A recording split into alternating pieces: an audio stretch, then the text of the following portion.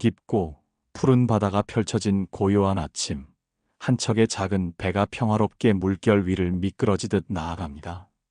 세상 모든 걱정을 잊은 듯 잔잔한 수면 위로 햇살이 부서져 내립니다. 그러나 평화는 한순간, 갑자기 어디선가 거친 바람이 불어닥치고 잔잔했던 바다는 맹렬한 파도로 변모합니다. 작은 배는 거센 파도 속에서 이리저리 휘청거리며 위태로운 항해를 이어갑니다.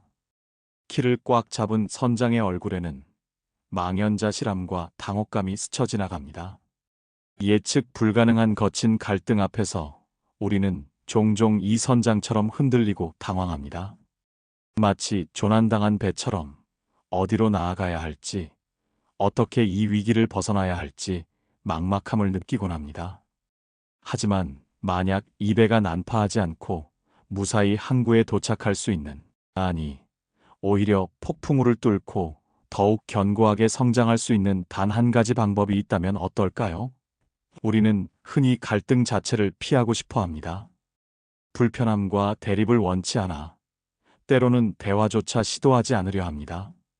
아니면 갈등을 무조건 상대를 이겨야 하는 싸움으로만 인식하고 상대를 굴복시키려는데 모든 에너지를 쏟아붓습니다. 그러나 이러한 접근 방식은 관계를 망가뜨리고 더 깊은 불신을 초래할 뿐입니다. 하지만 놀랍게도 싸우지 않고도 원하는 결과를 얻어낼 수 있으며 오히려 갈등을 통해 관계를 더욱 단단하고 성숙하게 만들 수 있는 지혜로운 방법이 존재합니다. 지금부터 그 숨겨진 지혜와 전략을 함께 탐구하며 여러분의 삶의 항해를 더욱 평온하고 성공적으로 이끌어줄 나침반을 찾아봅니다. 인간관계에서 갈등은 마치 드넓은 바다에서 마주하는 피할 수 없는 파도와 같습니다. 파도가 전혀 없는 바다는 없듯이 갈등 또한 인간의 상호작용 속에서 자연스럽게 발생하는 현상입니다. 중요한 것은 그 파도를 어떻게 인식하고 어떻게 다루느냐에 따라 우리의 항해가 좌우된다는 점입니다. 거친 파도가 배를 전복시킬 수도 있지만 때로는 그 파도를 활용하여 더 빠르게 나아갈 추진력을 얻을 수도 있습니다. 싸움은 감정을 극도로 상하게 하고 관계에 회복하기 어려운 깊은 상처를 남길 수 있습니다. 이는 마치 배에 작은 구멍을 내는 것과 같습니다. 처음에는 보잘것없어 보이는 작은 구멍이라 할지라도 방치하면 끊임없이 물이 새어들어 결국 배 전체를 침몰시키는 결과를 초래합니다. 올바른 대화 방식과 효과적인 갈등 해결 기술은 이러한 치명적인 구멍을 미리 막아주고 더 나아가 배를 더욱 튼튼하고 견고하게 만들어주는 보강제 역할을 합니다. 갈등 해결의 진정한 목적은 단순히 자신의 주장만을 억지로 관철시키거나 상대방을 굴복시키는 데 있지 않습니다.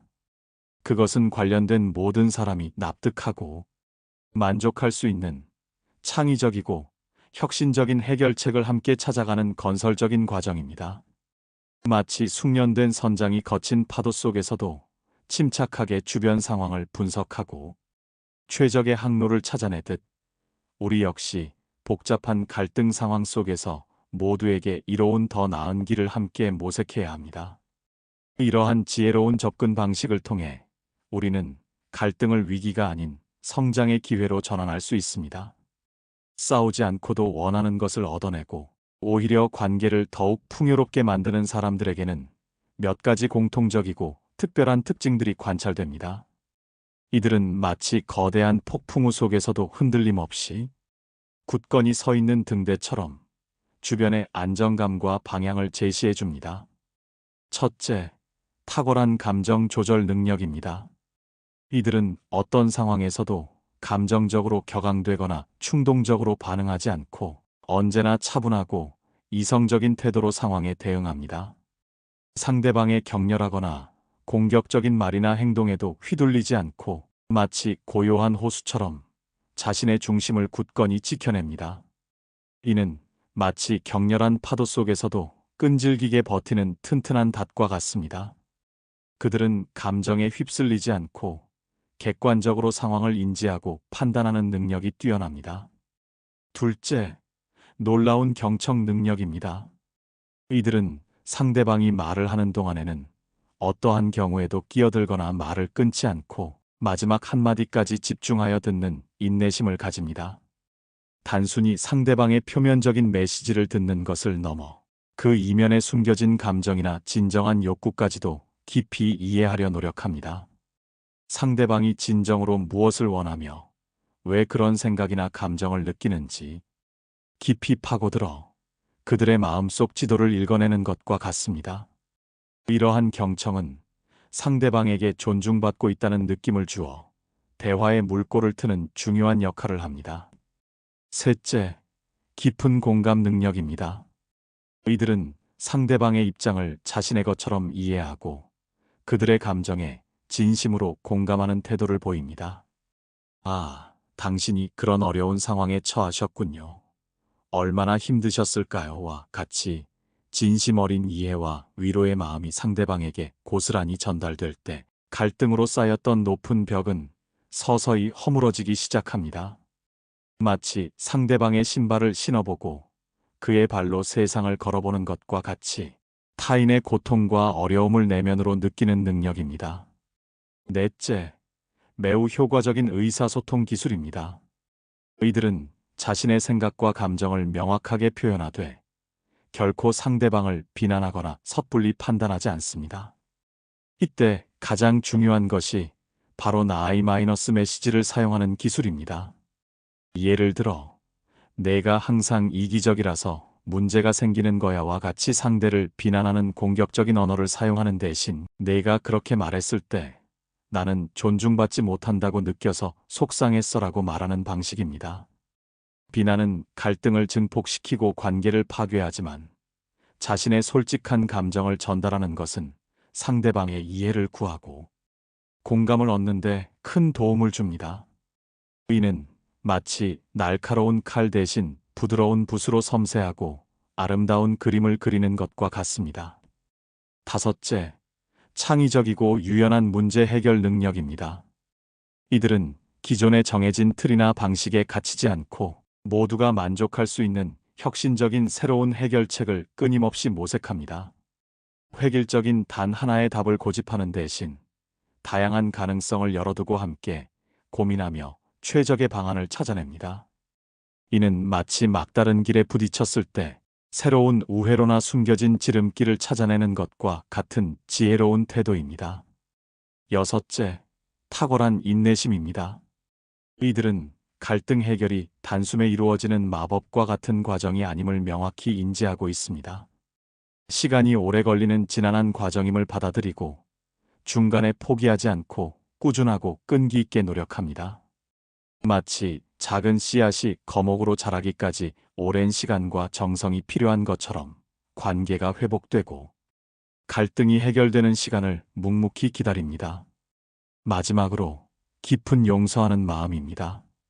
이들은 과거의 상처와 분노, 실망감을 기꺼이 내려놓고 관계 회복과 미래, 지향적인 발전을 위해 노력합니다. 과거에 얽매이지 않고 앞으로 나아가는 용기를 가집니다. 이는 마치 무거운 과거의 짐을 내려놓고 홀가분하게 새로운 길을 걷는 것과 같은 자유로운 태도입니다. 싸움을 피하고도 원하는 결과를 이끌어내는 핵심 전략들은 겉보기에는 단순해 보일지 모르지만 그 내면에는 강력한 힘과 지혜가 담겨 있습니다. 이 전략들은 마치 어두운 밤바다를 밝혀주는 나침반처럼 우리를 올바른 방향으로 이끌어줍니다. 첫째, 대화의 시작은 항상 먼저 경청하고 상대방의 입장을 깊이 이해하는 것에서 출발합니다. 상대방이 자신의 이야기를 하는 동안에는 어떠한 경우에도 끼어들거나 반박하지 않고 마지막 한마디까지 경청합니다. 상대방의 이야기가 완전히 끝난 후에 비로소 자신의 의견을 조심스럽게 제시하기 시작합니다. 이는 마치 상대방에게 먼저 길을 터주고 그가 안전하게 건널 수 있도록 기다려주는 것과 같은 세심한 배려입니다. 이러한 태도는 상대방에게 깊은 존중감을 느끼게 하며 방어적인 태도를 누그러뜨립니다. 둘째, 감정을 효과적으로 조절하고 차분하게 대응하는 훈련이 필요합니다. 화가 나거나 감정이 격해졌을 때는 즉각적으로 반응하려는 충동을 억누르고 잠시 하던 행동을 멈추고 심호흡을 하거나 잠시 자리를 피하는 등 냉정함을 되찾기 위한 시간을 갖습니다. 감정이 격해진 상태에서의 대화는 마치 불난 집에 기름을 붓는 것과 같아서 상황을 악화시키고 관계를 더욱 파탄으로 몰고 갈 뿐입니다. 침착한 태도는 이성적인 대화의 기반을 마련합니다.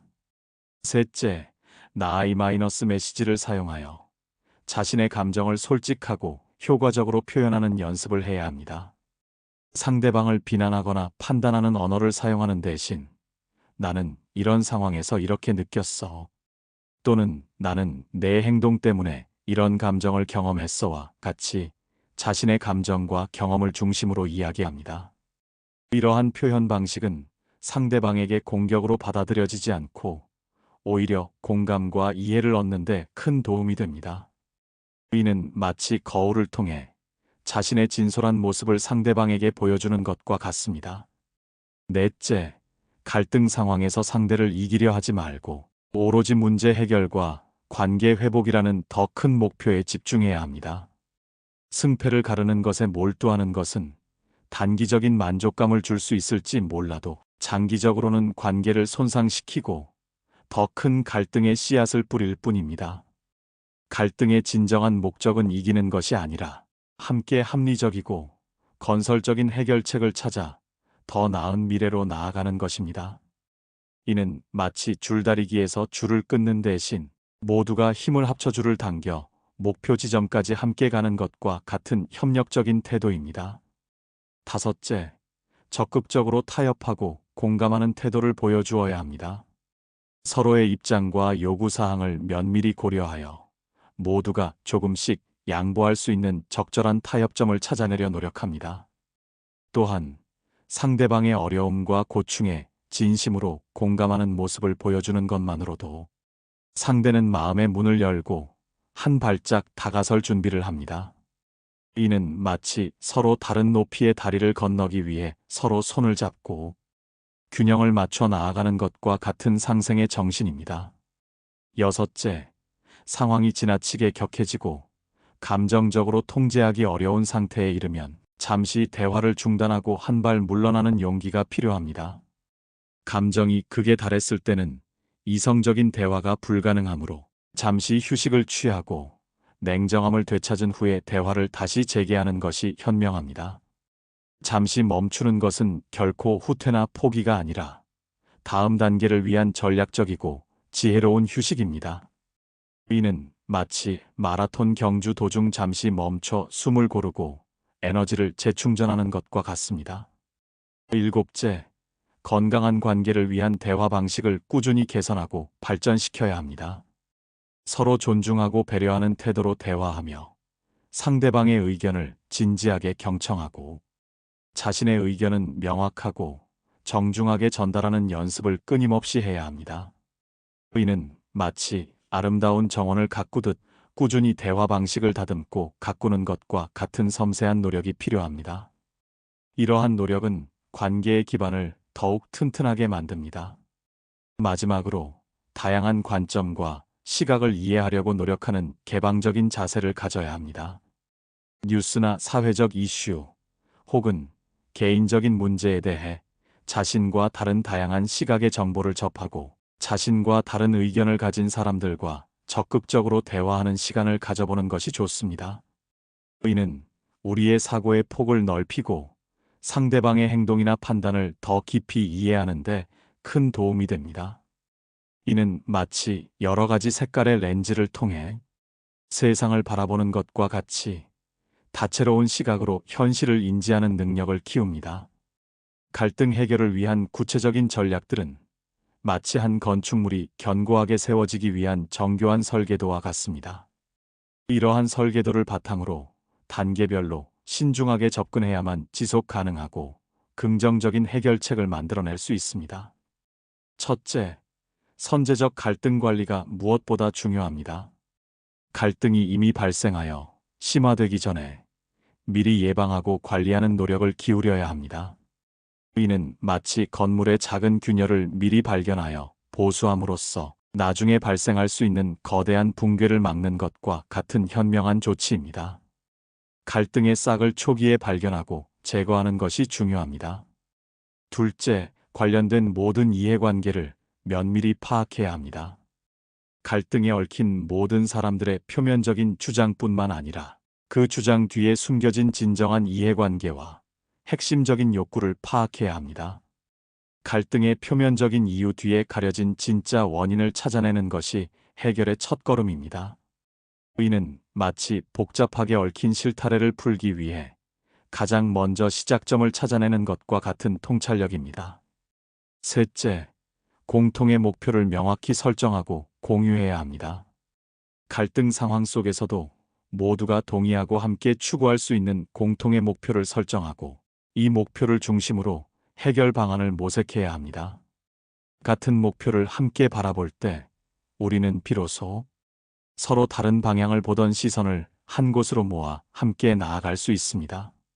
이는 마치 각자 다른 곳을 보던 사람들이 하나의 밝은 별을 향해 함께 걷는 것과 같은 일체감과 방향성을 부여합니다.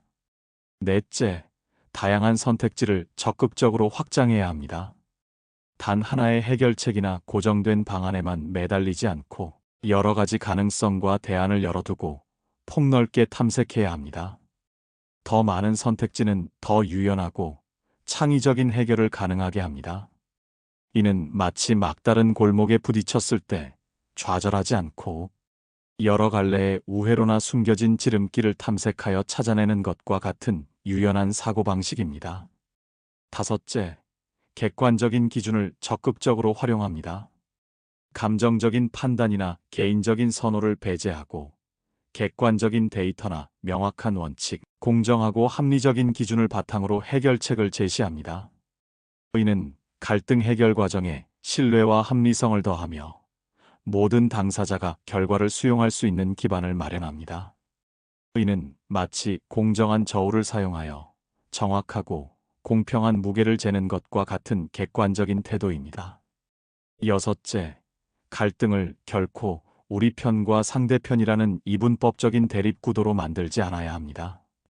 그룹 간의 대결 구도는 갈등을 극도로 고조시키고 원활한 소통과 합리적인 해결을 더욱 어렵게 만듭니다.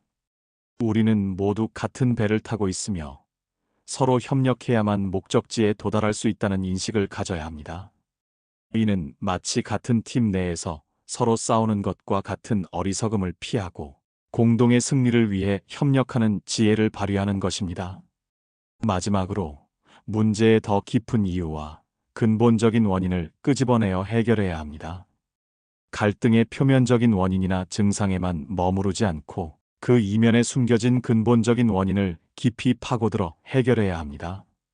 근본적인 문제를 해결해야만 진정한 화해와 지속 가능한 평화가 가능합니다.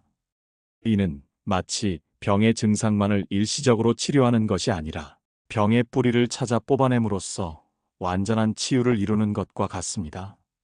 갈등에 대처하는 방식은 사람마다 그리고 상황마다 다양한 유형이 존재합니다.